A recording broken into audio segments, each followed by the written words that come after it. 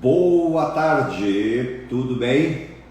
Como estão vocês? Hoje nós temos mais um Talk ATS.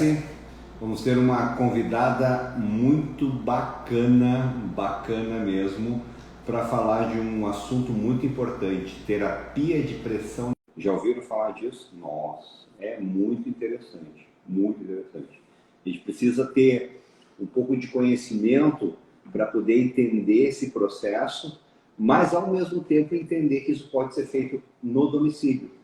Então a gente está recebendo daqui a pouquinho uma convidada muito bacana, estomaterapeuta, sabe tudo de feridas, né? Então daqui a pouquinho, mais um pouquinho, a rede já está entrando. Fabiane Rosa.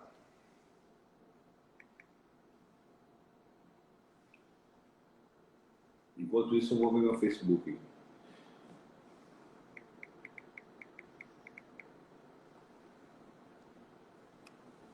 Olha, a Raquel Halp já entrou. Oh, essa é rápida, hein? Extremamente rápida.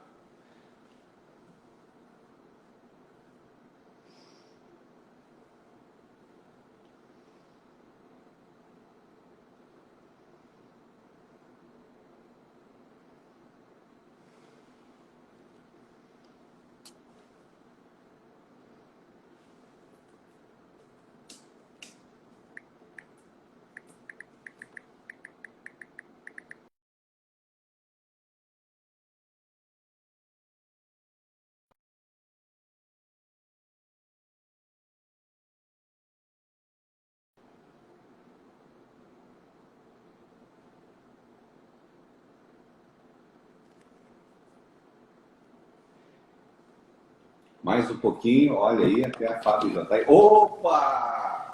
Oi! Olha só, estava falando agora de ti há pouco tempo agora. Estava falando que eu estava esperando minha mais preferida estomaterapeuta, né? Imagina, quem sou eu? Pessoal, Desculpa, boa tarde ou boa noite, já são 18h07, né? Hoje nós vamos falar de um assunto mas muito bacana, um assunto extremamente importante e com uma especialista, ó, top. Estamos falando com a enfermeira estomaterapeuta Fabiane Rosa. Ela vai dar hoje um briefing para nós, vai falar um pouquinho para nós, só um pouquinho, né? Porque se ficar aqui para falar muito, a gente vai ficar até umas 3, 4 horas aqui, né, Fábio? Sobre terapia de pressão negativa. Nossa, é um assunto importantíssimo para todos os enfermeiros. E também importante para aqueles pacientes que estão no hospital para fazer a deshospitalização. Então, a gente vai falar de terapia de pressão negativa no domicílio.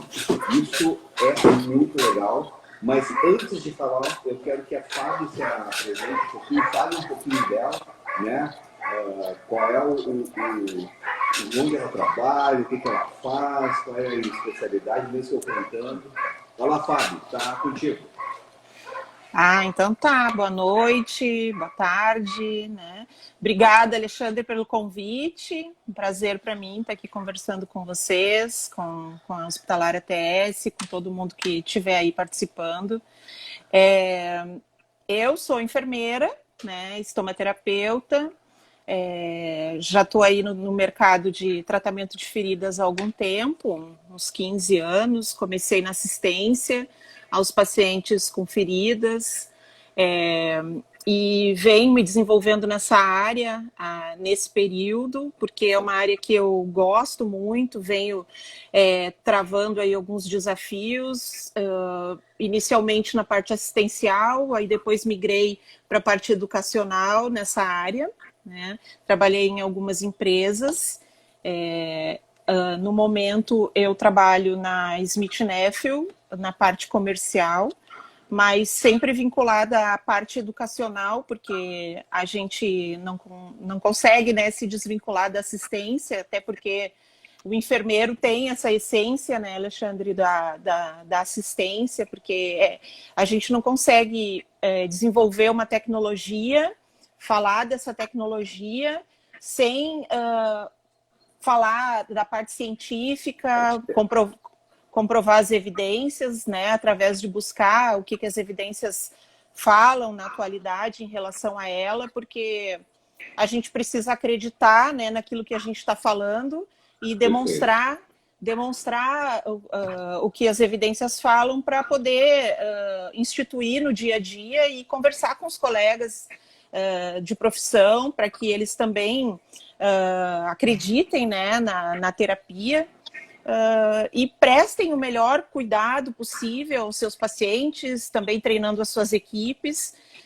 E eu trabalho com esse foco há bastante tempo e tenho um amor específico, assim, bem voltado a esse caminho, né, no trabalho com o tratamento de feridas, não só com a terapia por pressão negativa, mas no âmbito geral no tratamento de feridas.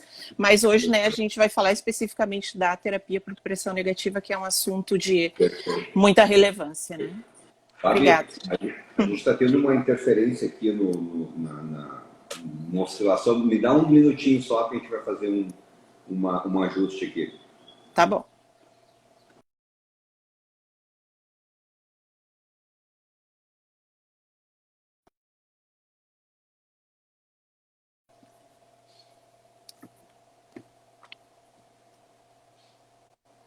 Falando muito bem, falaste muito bem, quando nós como especialistas, técnicos, né, no conhecimento, no tratamento, é a pessoa mais indicada para poder falar sobre feridas e indicar um produto correto, né?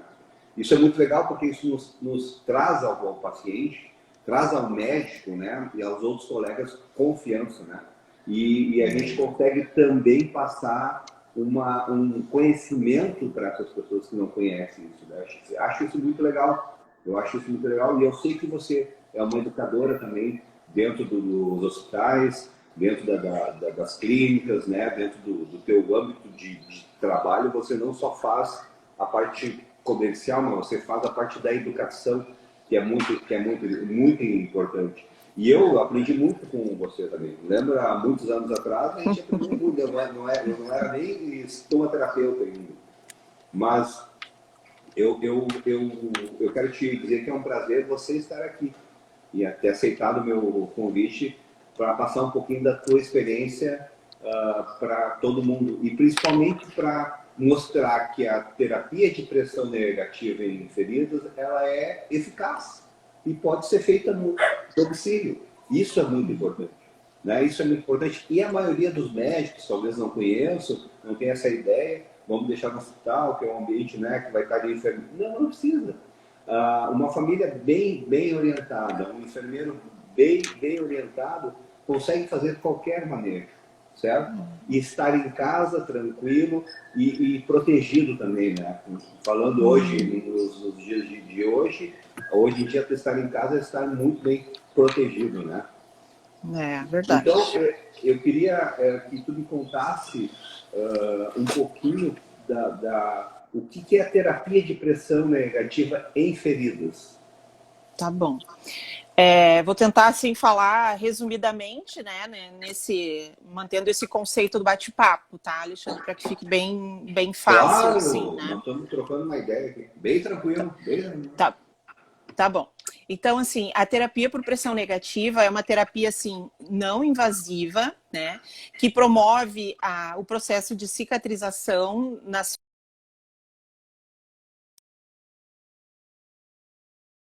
atmosférica, de uniforme, naquele contexto de ferida, controlada, porque a gente pode controlar, né, a pressão que nós queremos oferecer para aquele leito de ferida, localizada naquele leito da ferida, que é instituída através de um curativo selado, né, por uma película que a gente vai vedar, vai selar, e que está tudo isso conectado a um sistema de drenagem, certo? Por um equipamento. Esse equipamento, ele pode variar de acordo com o perfil do paciente, de acordo com o tamanho da lesão, a localização da lesão, a quantidade de exudato que essa lesão produz. É uma lesão muito exudativa, uma lesão pouco exudativa. Enfim, é um paciente que deambula, é um paciente mais restrito ao leito, enfim. A gente pode, de acordo com essas variáveis, a gente pode definir o tipo do equipamento que esse paciente vai utilizar, mas o conceito de terapia por pressão negativa, invariavelmente, é esse, né? Através desse conceito que é oferecida a terapia por pressão negativa para os pacientes que têm as feridas, as quais a gente, através do contexto multiprofissional, né? Porque o enfermeiro, ele não trabalha sozinho, ele trabalha junto com a orientação médica, então é feita uma avaliação clínica nesse paciente, onde tu sabe, né, muitas vezes tu é consultado pelos médicos assistentes dos pacientes para verificar se tu concorda, se aquele específico paciente pode ou tem perfil de ser levado para casa para fazer um tratamento de terapia por pressão negativa no seu domicílio, né? Então, a terapia de pressão negativa, ela tem esse intuito e tem esse conceito.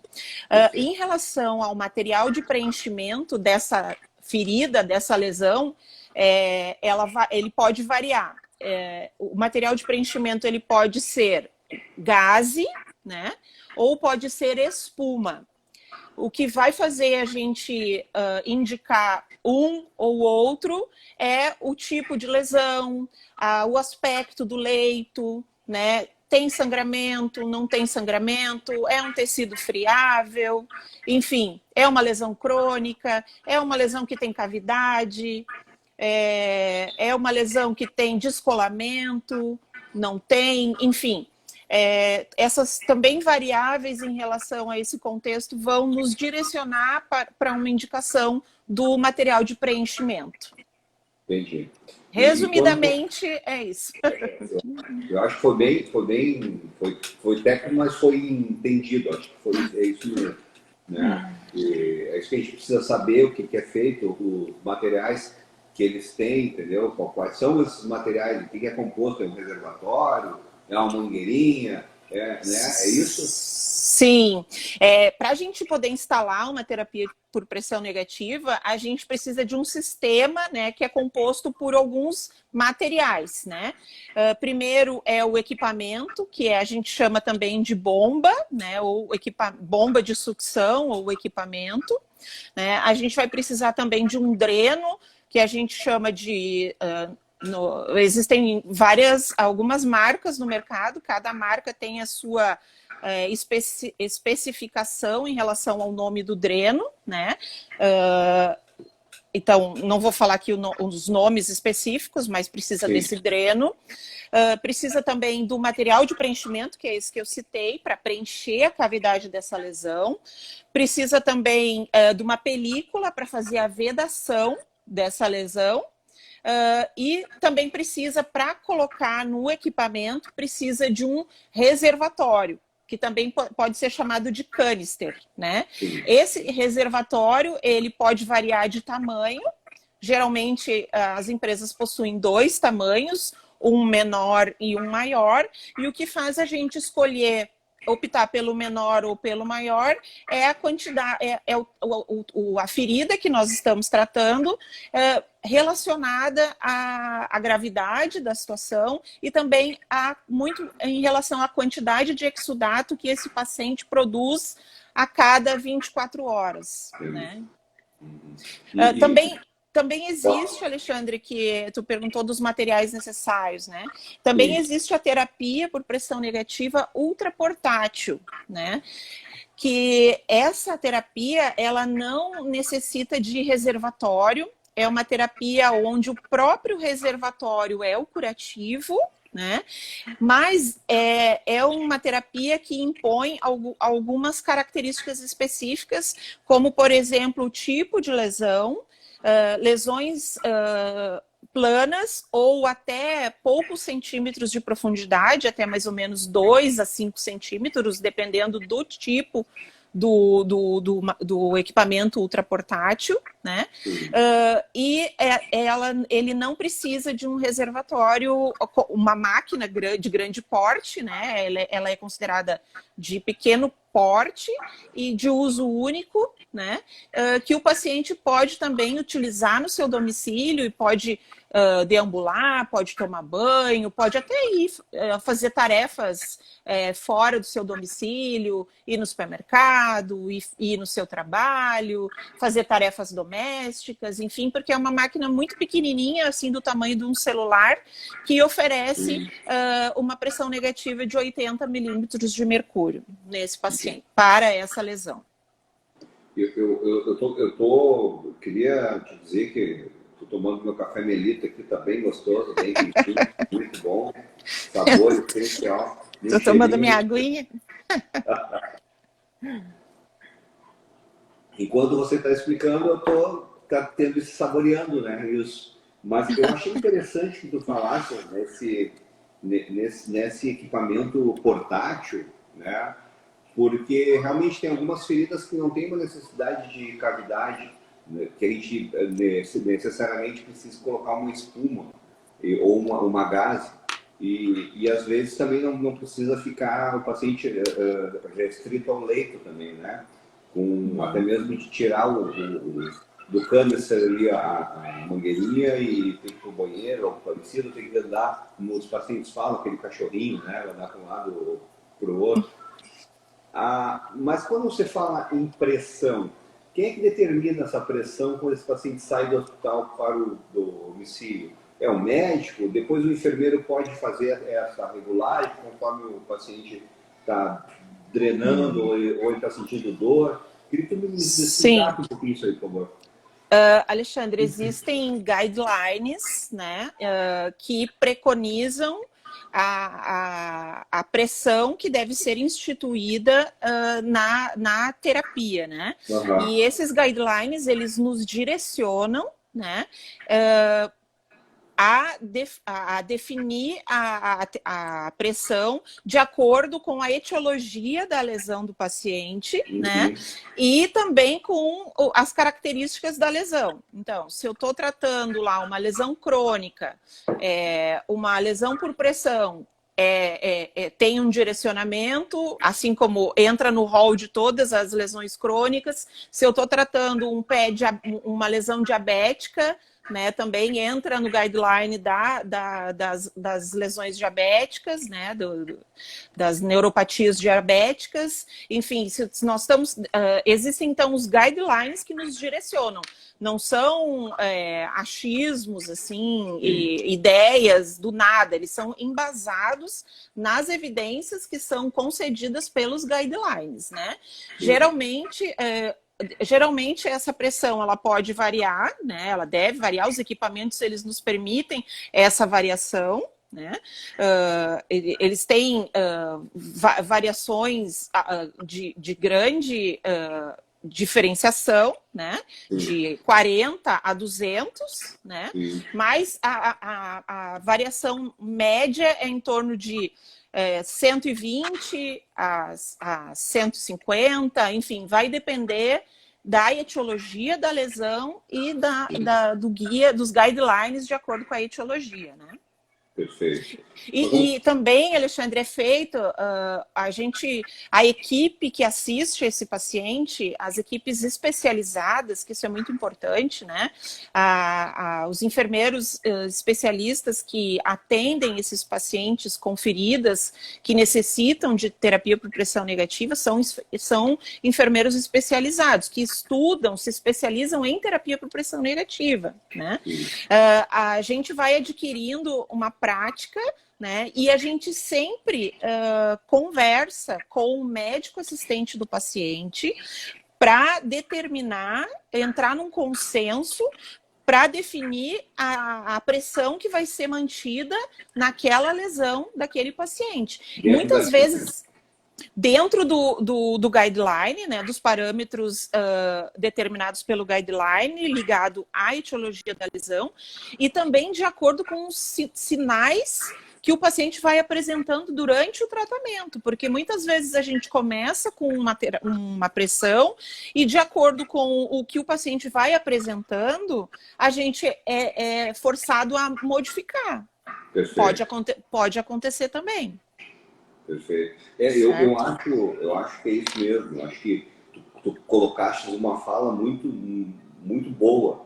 Não é achismo, né? A gente tem que estar dentro desse processo. Esses enfermeiros que estão indo para a residência para executar o trabalho, eles têm que estar muito bem treinados, muito bem capacitados, né? Para entender o processo. E não é só entender e colocar a pressão negativa, mas entender a fisiologia da cicatrização, que é o que eu sempre falo, entende? Exato. Muitas vezes as pessoas não enxergam o que essa ferida ela está te falando, né? E, aliás, elas enxergam só a ferida, não enxergam o paciente como um todo. O que esse paciente tem? Será que ele está comendo bem? Será que está, né? Porque um paciente de desnutrição, ele vai ter muito mais edema, né? Porque aquela proteína que está no sangue, ela não consegue chegar lá na ferida. Então não consegue fazer a oncose, né? Ela acaba juntando líquido e aumentando mais essa pressão. Por isso que eu acho interessante que tu falasse, até mesmo para os enfermeiros que tiverem interesse em fazer o tratamento em casa, que eu acredito, né, Fábio? Esse tratamento ele é feito fora do país, em qualquer lugar, né, nas residências, em home care. Acho que até em São Paulo mesmo existe alguns enfermeiros que trabalham por conta própria, são autônomos e aplicam essa terapia, né? E para entender que é um procedimento seguro, tranquilo, né? Que se perder a pressão de madrugada, algo parecido, a gente pode manter essa espuma até o outro dia, ir lá tranquilo e trocar, né? Aí eu queria que tu falasse um pouquinho disso, eu queria que tu me dissesse se isso está de acordo ou não. Sim, eu acho que é assim, Alexandre, como a gente trata o indivíduo como um todo, né? Como tu falou. Eu acho que a gente não pode generalizar nada quando se trata de pessoas, né? Quando se trata de cuidado, né? A gente sempre vai manter com o nosso paciente e com o familiar, no caso do âmbito domiciliar, né? Que a gente tem que ter, tu melhor do que eu sabe disso, né? Do vínculo que a gente tem que ter com o familiar, uma relação de vínculo e de confiança, onde a gente vai se manter sempre disponível, né? E acessível, né, por telefone, enfim, para que nós sejamos acionados sempre que houver alguma dúvida, algum problema que for detectado em relação à terapia por pressão negativa, porque todos os equipamentos, eles possuem alarmes, né? Então, sempre que o sistema como um todo ele apresentar algum problema, o equipamento ele vai mostrar através de sinal sonoro e visual, né? Então, mesmo que o paciente esteja em casa, o familiar vai perceber que tem algum problema. Então, ele é orientado a chamar, né? Vai ter ali um contato, no caso, ele vai chamar, se for responsabilidade da hospitalar ATS, ele vai entrar em contato com a hospitalar ATS, o profissional da hospitalar ATS que está capacitado para prestar assistência ao paciente com terapia por pressão negativa vai orientá-lo, né? E em relação ao como ele deve proceder em relação à ação, dependendo do que está acontecendo ali no equipamento. Muitas vezes, a maioria das vezes, até vou aumentar, o enfermeiro capacitado, ele consegue, indo na residência do paciente, ele consegue resolver esse problema. Nem sempre é necessário medidas emergenciais, né?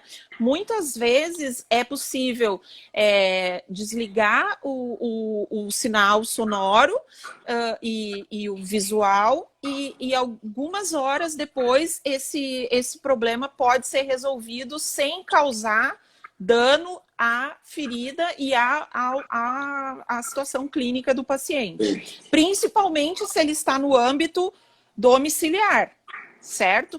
Porém, claro, quando o paciente tem uma lesão muito complexa, né, que acontece, né? Por exemplo, uma lesão abdominal, um paciente que tem lá que a gente instala um kit abdominal numa CTI, numa situação crítica, isso não pode acontecer. A gente tem que trocar de imediato, tem que resolver o problema de imediato, não se espera absolutamente nada. Sim. Mas nos pacientes domiciliares, se ele já está em domicílio, é um ambiente controlado, né? Sim. Então, isso é possível, sim, de aguardar sem dano, porém, o que eu quero dizer é que toda situação tem que ser avaliada individualmente, para a segurança do paciente e a nossa também, né?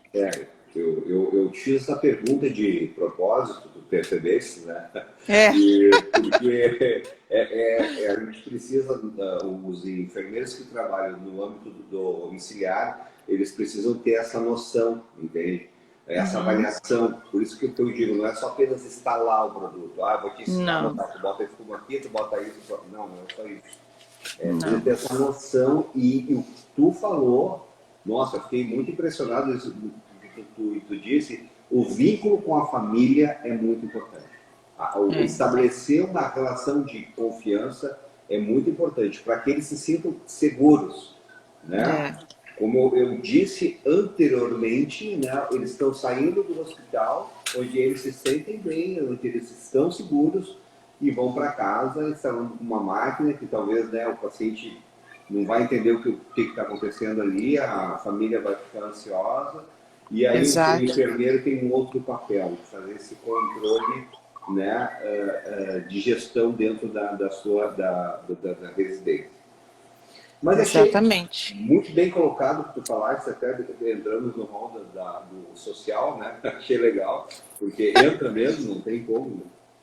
Diferentemente de um hospital, mas ali ele é social, vai ver como é que estão a casa do paciente, se ele tem condições também para receber esse paciente. Né?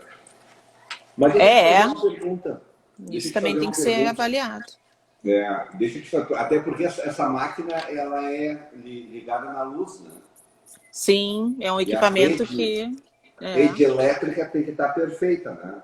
Não pode estar com um problema que nós podemos ter algum problema na máquina, queimar a máquina, fazer um curto na casa, algo parecido, sei lá. Mas isso tudo tem que ser avaliado, então tá tudo certo. Mas deixa eu te perguntar, quais são os materiais que tu me falou? Agora, qual é o mecanismo de ação assim, que tem esse curativo?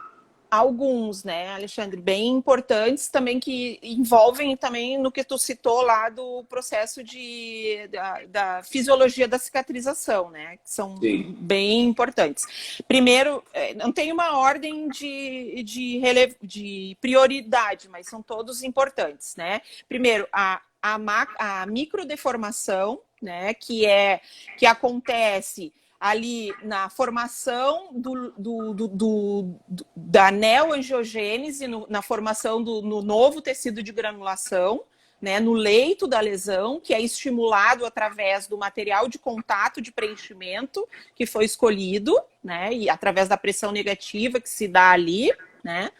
A macrodeformação, que é a contração da ferida, dos bordos para o centro da lesão também, que se dá através da pressão negativa exercida, né?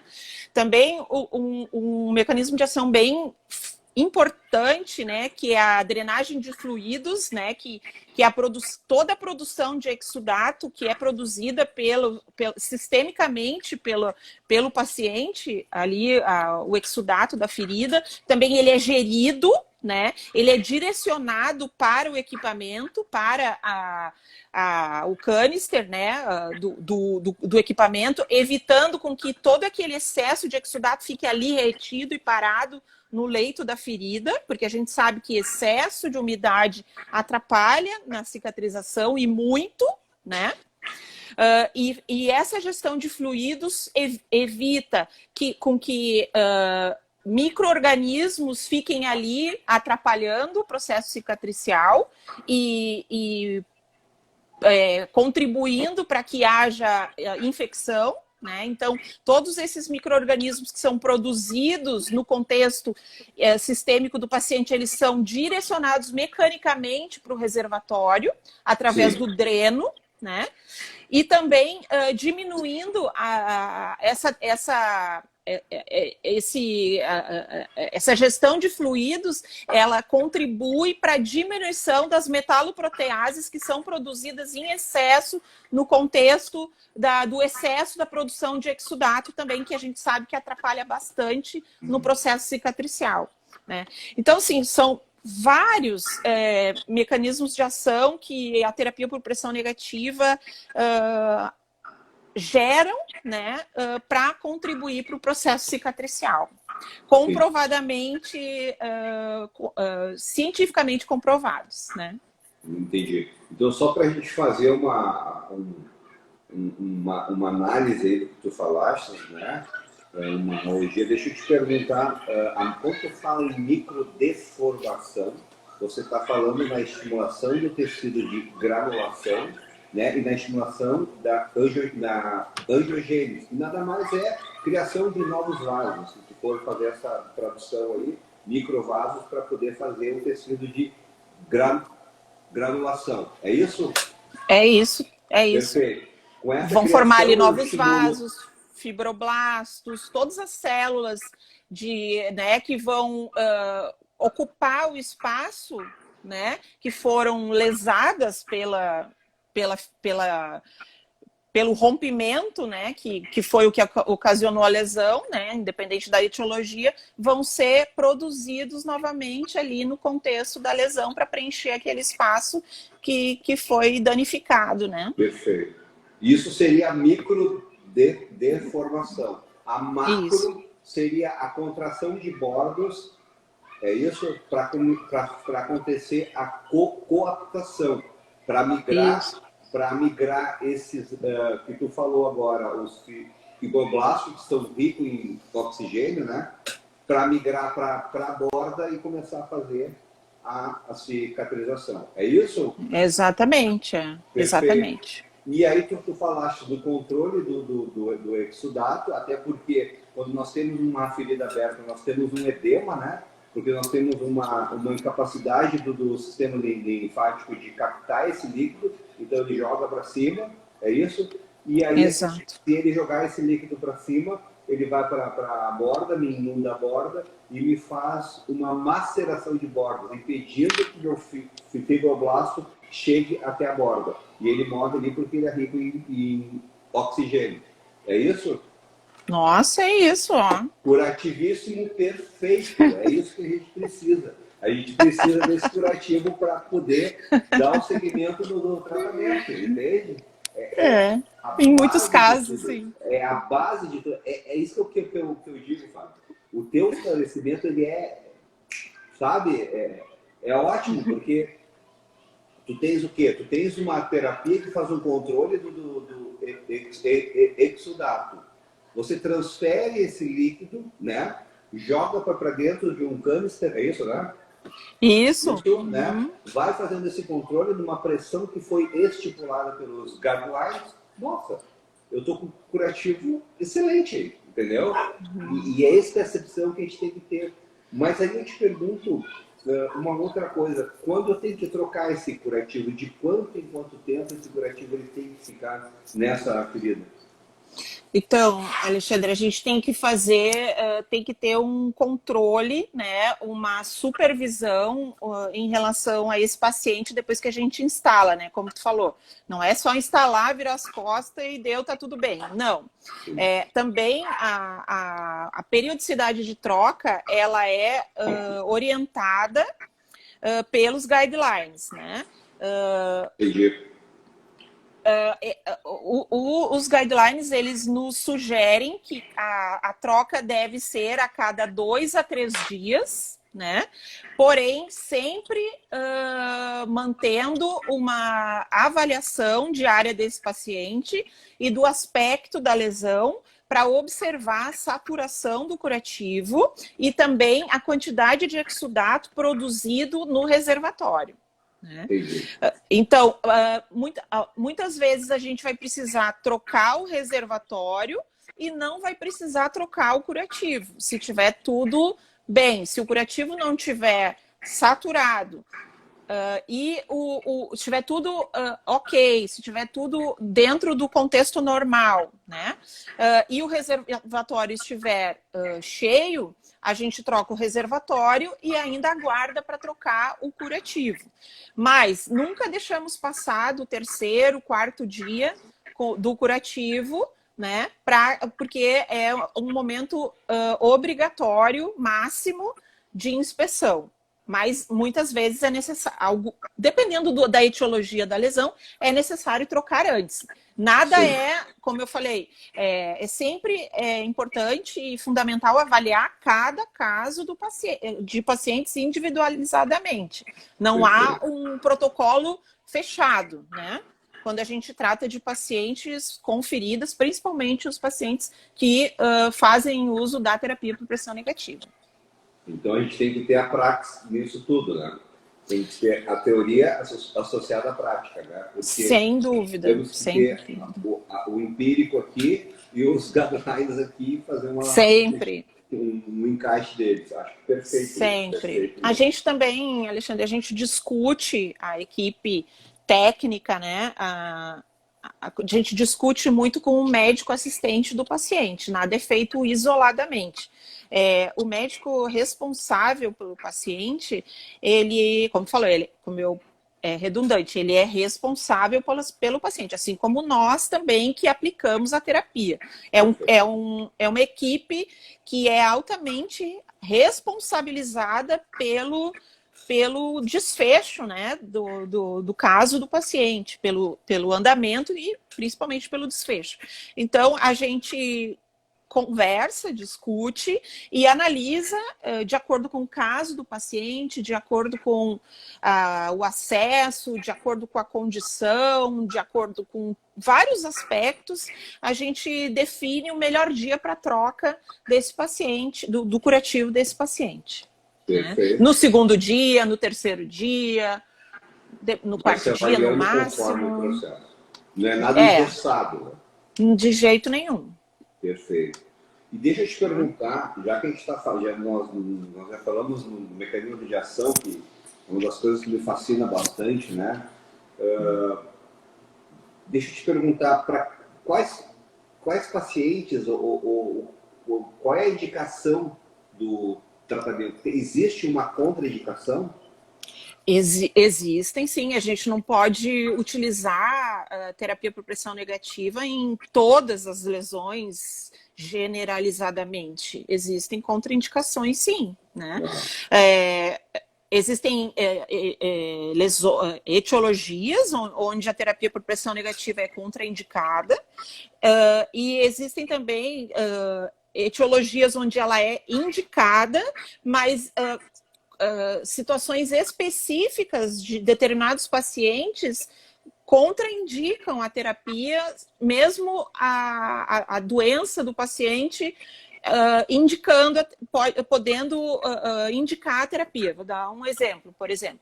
Um paciente que tem uma lesão crônica, por exemplo, uma ferida, uma lesão por pressão, estágio 4, que foi desbridada na região sacral, ele tem uma indicação específica positiva de realizarmos instalarmos uma terapia por pressão negativa, certo? Mas esse paciente, ele tem um aspecto neurológico complexo. Ele é um paciente muito agitado, ele é um paciente um paciente que não colaborativo, é um paciente que arranca tudo que coloca nele, ele é agitado, enfim. Mesmo ele tendo uma indicação clínica adequada, a situação dele contraindica a terapia, porque nós não vamos conseguir manter um tratamento qualificado para esse paciente de acordo com o seu estado neurológico. Não sei se eu fui clara. Não, acho que foi. Acho que dentro do aspecto psíquico do paciente, a gente tem que ter um controle também, né? Tem que ter uma ideia de como ele vai aceitar esse tratamento. Acho importante. E do aspecto, de patológico dele, uma osteomielite não tratada, uma lesão, uma necrose profunda que ainda tem que tirar um tecido de liquefação, um esfacelar. Exatamente, todas essas são contraindicações que tu falou.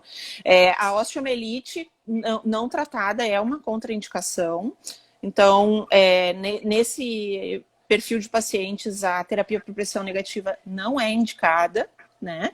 Então a gente não instala, a gente conversa com o médico assistente para que haja um manejo dessa situação, para que talvez futuramente, depois de manejada, aí sim a gente possa vir a reavaliar ele, inclusive a reavaliar, e futuramente pode se pensar, mas naquele momento não, né? No diagnóstico da osteomielite, não.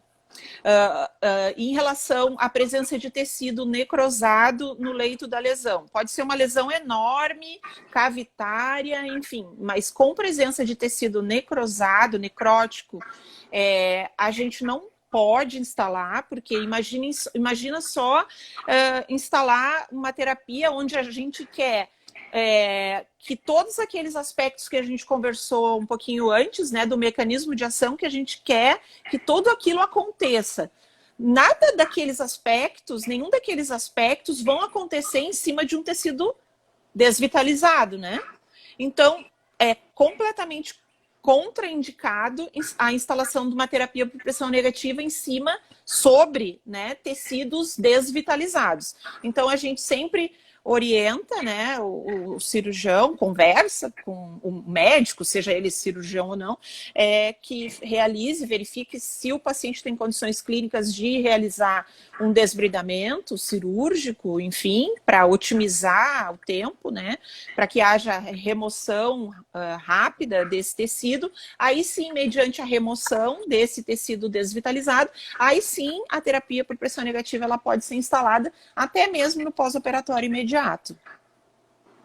Isso é importante que tu falasse, né? Porque, de uma certa forma, a gente tem que entender que o tecido desvitalizado é aquele tecido que a gente está enxergando por cima. Não sabe o que tem embaixo, né? Não sabe o que tu mesmo falou, não sabe o quanto de necrose existe para que a gente possa ter... Primeiro tem que limpar esse cara, né? Tem que limpar todo o tecido, tem que arrumar a casa. Tira esses móveis velhos e começa a construir móveis novos. Eu utilizo assim muito prático para a gente poder entender, né? E vai se acomodando dentro da ferida outros tecidos para poder juntar, né? Muito legal, Fábio. E até porque osteomielite ela tem uma grande produção de exudato, né? Então você vai produzir muito mais exudato e nunca vai cicatrizar essa ferida. Certo? Sim, bactérias, né? O paciente está ali com infecção, ele tem que tratar a infecção, que pode se tornar sistêmica, né? E imagina, coloca ali uma terapia por pressão negativa, não tem a menor indicação. Não podemos. Perfeito. Deixa eu te perguntar, no âmbito do domiciliar, quais são esses benefícios que a terapia pode trazer para o paciente? Olha, Alexandre, eu tive pensando, né, em relação a isso. eu sempre achei que o paciente, independente de estar com terapia por pressão negativa, ter ferida ou não, eu sempre acho que o tratamento domiciliar ele é muito bem-vindo, né? Porque ele leva o paciente para sua casa e isso gera um conforto, né? Um conforto, um carinho, né? Porque é muito bom, independente da condição, do motivo pelo qual esse paciente tem, da doença que o paciente tem, o seu lar, a sua casa é sempre o melhor lugar, né? E eu sempre acreditei nisso, né? E ligando isso, somando-se essa situação da doença do paciente, ainda ao contexto de ter uma ferida, eu vejo mais benefício ainda, porque muitos pacientes eles aumentam seu tempo de permanência no hospital por causa do manejo com a ferida, né? Então, por que não levar esse paciente para o seu domicílio para que ele tenha esse benefício do contexto do carinho com a família, do aspecto emocional, né, afetuoso com a família, sendo atendido, comendo o que gosta de comer, estando ali rodeado de pessoas amorosas, enfim, né, nada melhor. E ainda agora, somado essa questão da Covid, né, que quanto menos tempo ficarmos no hospital, melhor, que a deshospitalização ela é mais prioritária do que nunca, né? Eu vejo que quando é possível o diagnóstico clínico do paciente permite que essa lesão seja tratada a nível domiciliar, os benefícios são inúmeros, né? Então, eu acho que o paciente tem mais aqui para casa mesmo, né? E além de tudo isso, a diminuição de custo, né? Que isso tudo que em casa eu creio que é bem mais barato para todo mundo, né? Para a operadora, enfim, para em todos os custos relacionados, né? E só para finalizar, ainda um último benefício, né? Que eu estava vendo hoje na revista Lancet, que foi publicada essa semana. Na Inglaterra, na Lancet, que em relação ao aumento da mortalidade dos pacientes com Covid, né, o ambiente intra-hospitalar, 40% dos pacientes que se mantêm internados morrem. 60% de todos os pacientes que vão para a UTI morrem. E 80% dos pacientes que são entubados morrem.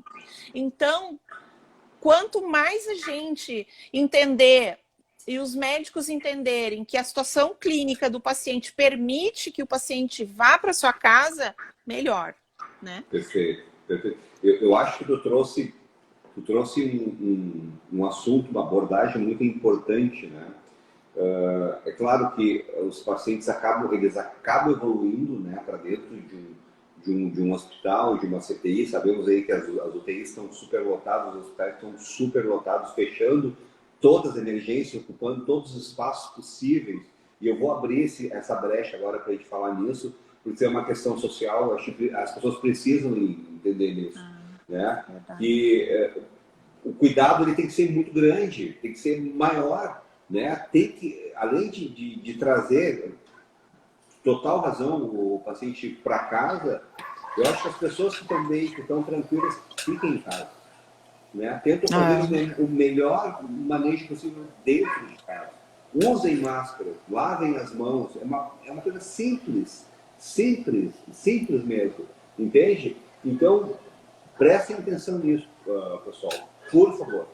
Tá? Verdade. Mas achei muito importante essa tua abordagem. Acho que dentro desse contexto que estamos hoje vivendo, né, dessa pandemia,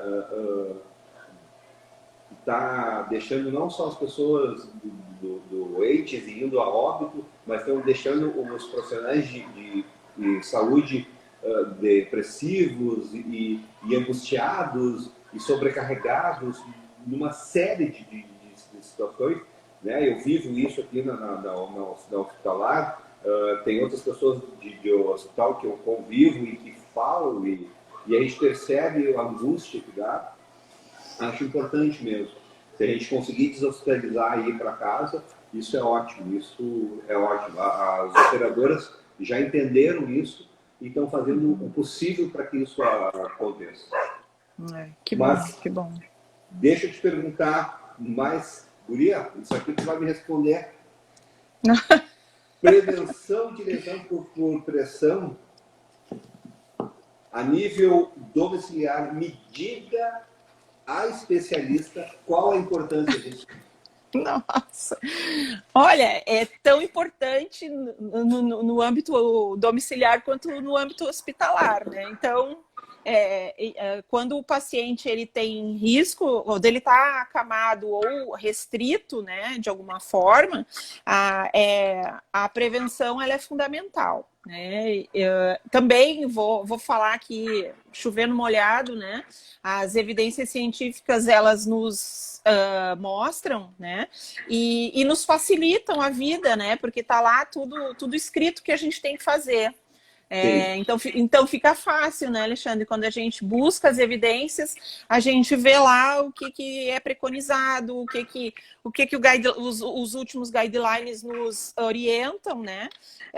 E eu sou seguidora, né? Eu acredito no que a evidência mostra, né? Nível de evidência, grau de recomendação forte, eu acho que a gente tem que seguir, né? Então, o ideal é que a gente avalie a pele do paciente de acordo com diariamente, né? Utilize uma superfície de suporte adequada, né, de acordo com a necessidade do paciente, com o risco do paciente. Aí eu estou falando de colchões, eu estou falando de viscoelástico, de coxins, enfim, né? A gente também precisa avaliar a movimentação do paciente para avaliar o nível de restrição dele, né? E aqui vem muito, aqui que se encaixa os curativos de espuma multicamadas, né? De acordo com as áreas de risco desse paciente. O guideline nos orienta, nos indica que a gente utilize os curativos multicamadas nas áreas de pressão, né? O guideline é bem claro em relação que as espumas elas devem ser de 5 camadas para que haja uma redistribuição adequada de peso, né? Uhum. E esse risco de lesão por pressão seja o mínimo possível, de acordo com o número de horas que o paciente fica restrito. Também é importante que haja a movimentação do paciente, o reposicionamento desse paciente, independente, né, de usar o curativo de espuma ou não, porque são aliados, né? Não é o fato de usar o curativo que não precisa reposicionar, precisa sempre reposicionar. Perfeito. Também avaliar a situação de incontinência do paciente, né? Porque o paciente incontinente ele tem maior risco de desenvolver lesão pelo nível de umidade, né? Aí a lesão associada à incontinência. E por último, o estado nutricional do paciente também, que é fundamental, que de nada adianta a gente fazer tudo de maravilhoso que vem antes se o estado nutricional não é compensado, não é avaliado, não é suplementado, né? Claro que isso é uma forma. Eu fiz aqui um resumo das ações, né, que são citadas no guideline de 2019, onde cada ação tem um acrônio, né, que é ASKIN. Então, cada letrinha tem uma ação. Né? Mas claro que cada instituição deve, claro, estudar o guideline e contemplar todas essas ações dentro do seu protocolo institucional, de acordo com as evidências científicas que estão aí disponíveis para todo mundo, né? Perfeito. Acho que incrível que nossa hora passou assim que eu nem enxerguei. Nem vi. Nem então, eu vou te falar, como eu falei antes, a gente vai ficar falando aqui 3, 4, né, 5 horas, porque a gente tem assunto, a gente está falando com pessoas que conhecem, você conhece muito bem isso, você trabalha muito bem isso, você educa muito bem, e eu digo quando educa médicos, enfermeiros, fisioterapeutas, e isso é um dom que tu tem, eu sou muito feliz em te conhecer, né? E Imagina. você como minha amiga também nesse processo aí. Eu que agradeço. Fabiane Rosa, olha, pessoa que não tenho o que falar, falando de terapia de pressão negativa no âmbito domiciliar. É muito importante, muito importante. Assistam no nosso vídeo, ele vai estar no IGTV. Mas antes eu queria dar, nos últimos momentos, uns recadinhos. A gente vai ter as próximas lives, ainda nós não temos a data. Só um pouquinho, Talk ETS, que eu tenho um ponto aqui que fica falando comigo. É Talk ETS.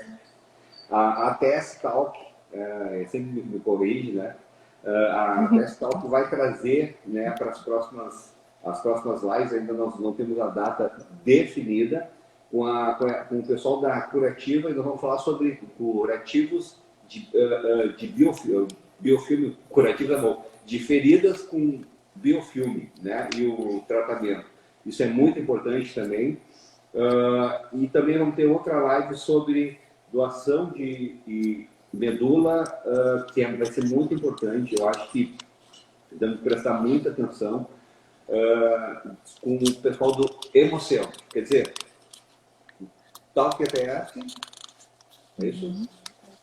A TS Talk traz aqui um benefício e faz um trabalho para todo mundo, para os colegas, para as equipes, para todos que querem aprender e querem entender um pouquinho, até porque isso instiga a pessoa a correr atrás. Eu vou ver o que a Fábio falou sobre microdeformação, o que é angiogenesia, e isso vai instigando a pessoa a procurar e entender, porque não é numa fala de uma hora que a gente consegue fazer. O nosso papel aqui é trazer e mostrar que existe curativos eficientes que podem ser aplicados e podem ser aplicados por enfermeiros no âmbito domiciliar. Fabiane Rosa, muito obrigado. Muito obrigado, estou muito feliz. Você Também. nos enriqueceu essa noite, nos trouxe só coisas boas. E te despede da nossa equipe.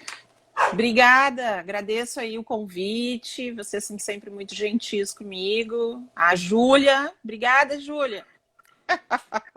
Júlia aqui, ó, tá falando meu ponto. A Júlia que deve estar aí no ponto. Obrigada, Júlia. Obrigada, Alexandre. Sempre um prazer, né? Eu acho muito legal o trabalho que vocês prestam aí para os pacientes. Eu acho que os pacientes são muito felizes, muito bem tratados, muito bem cuidados. E também vocês se preocupam com a educação, né? Eu acho que isso é fundamental.